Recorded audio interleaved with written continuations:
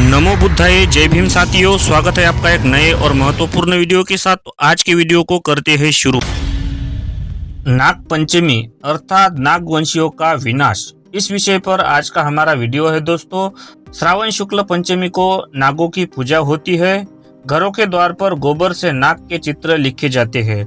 धू चूहों से उनकी आँख और दुबदिल लगाकर उनकी जीभ बनाते हैं और पूजा करते हैं। सांपों को खीर खिलाई व दूध पिलाया जाता है। नागों की पूजा के पीछे आर्य और अनार्य नागवंशियों के संघर्ष की कहानी है, जिसमें आर्यों के छल कपट के औचित्य और अनार्यों के दमन को याद किया जाता है। अब जानते हैं कि नागों की संस्कृति क्या है। भारत की प्राचीन संस्कृति यानी सिंधुगुड़ी और द्रविड़ संस्कृति अस्तित्व में थी। ये मोहनजोदड़ो और हड़प्पा के उत्खनन से सिद्ध हुआ है। सही माने तो वहां मिले अवशेषों से यह सिद्ध हुआ कि सबसे पहले प्राचीन भारतीय संस्कृति मूल निवासी नागवंशीय पूर्व, पश्चिम, उत्तर, दक्षिण और मध्य भारत की विशाल ऐसी सांस्कृतिक सत्ता का केंद्र थी। इतना ही नहीं कि नाग संस्कृति यह सिंधुगुड़ी और द्रविड़ मूल निवासी लोगों का संस्कृति का मूल हिस्सा था। इस चारों मिश्रित संस्कृति को भारतीय प्राचीन संस्कृति ऐसे माना जाता है। मोहनजोदड़ो यहाँ उत्खनन से नाग मूर्ति पाई गई है। मराठी विश्वकोश खंड 8 पृष्ठ क्रमांक 410। नाग और नाग पूजा मूल भारतीय संस्कृति इतिहास में महत्व का स्थान है और यह मूल निवासी प्राचीन सांस्कृतिक परंपरा भी है। नाग संस्कृति में नागवंशीय लोग नाग की पूजा ही देवता समझकर अथवा डर के मारे नहीं करते थे, तो नाग यह उनके कुल का चिन्ह टोटम रहने से नाग की प्रतिमा की पूजा करते थे। यह पार्श्वभूमि हमें ध्यान में रखना आवश्यक है, तभी हम आगे की बात को ठीक से जान पाएंगे। भारत में आर्य ब्राह्मण आने से पहले यानी आर्य की वैदिक संस्कृति के पहले से ही नाग लोग समृद्ध ऐसी शक्तिशाली संस्कृति अस्तित्व में थी। यह सकृत दर्शन ध्यान में आता ये वैभवशाली संस्कृति का ह्रास कैसे हुआ और वो किसने किया, ये हमारे मन में प्रश्न उपस्थित होता है। यह शोध लेना भी आवश्यक है, तो हम अब इसका ही शोध लेंगे। नाग राजा और उनकी सत्ता। डॉक्टर बाबा साहब आम्बेडकर कहते हैं, नाग लोगों ने उच्च दर्जे की सांस्कृतिक सत्ता स्थापित की थी। इतना ही नहीं, जम्बूद्वीप के बहुत से भागों पर शासक थे, ऐसा इतिहास से पता लगता है। महाराष्ट्र यह नाग भूमि की मातृभूमि थी, यह बताने की गरज नहीं। यहाँ के लोग राजा नागवंशीय थे। इसका रेफरेंस अस्पृश्य मूर्छे कौन पृष्ठ क्रमांक 47 में डॉक्टर बाबा साहब आम्बेडकर देते हैं। नाग संस्कृति के विनाशक आर्य ब्राह्मण। डॉक्टर बाबा साहब आम्बेडकर जी ने 14 अक्टूबर 1956 को नागपुर यह दीक्षा भूमि में बौद्ध धम्म की दीक्षा ग्रहण की।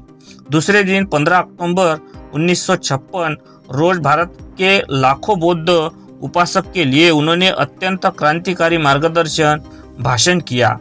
उस ऐतिहासिक भाषण में नागपुर यह जगह दीक्षा लेने के लिए क्यों चुनी गई, इस बारे में बाबा साहब के विचार इस प्रकार है।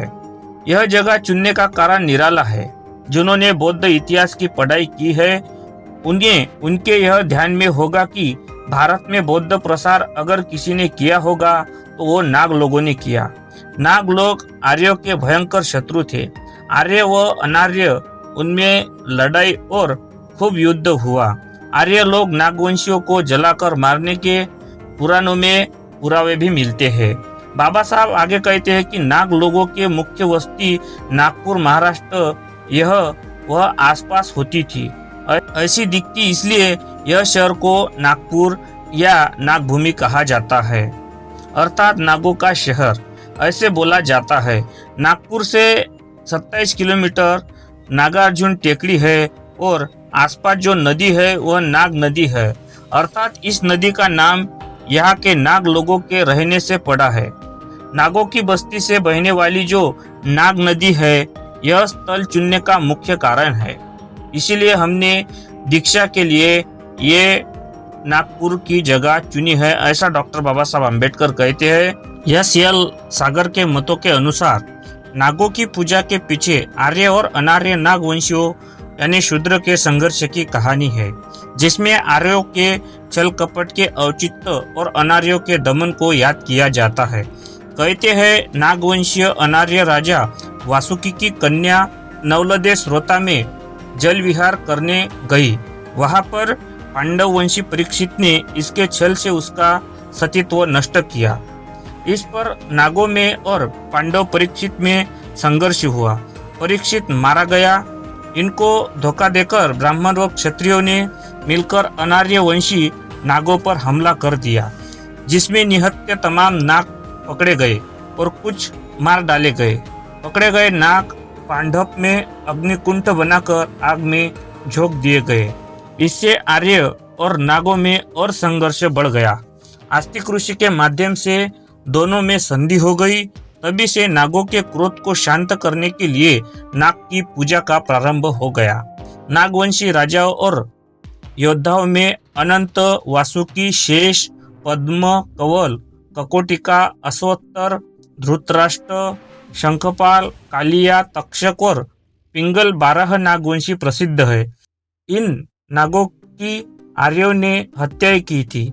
इनके 12 के नाम पर इनकी हत्या और आर्य विजय के नाम पर 12 महीनों में एक की याद में खुशी का पर्व मनाया जाता है। इसके उद्देश्य एवं रहस्य इस प्रकार है। नागपंचमी का दिन नागवंशीय अनार्य शूद्र राजाओं के दमन और विनाश की स्मृति में यह त्योहार मनाया जाता है। ब्राह्मण ने अपने लिए खीर, दूध के भोजन और दान में सोना लेने का प्रबंध कर दिया और 12 नागों के नाम पर 12 महीनों दान लेने की योजना बना ली।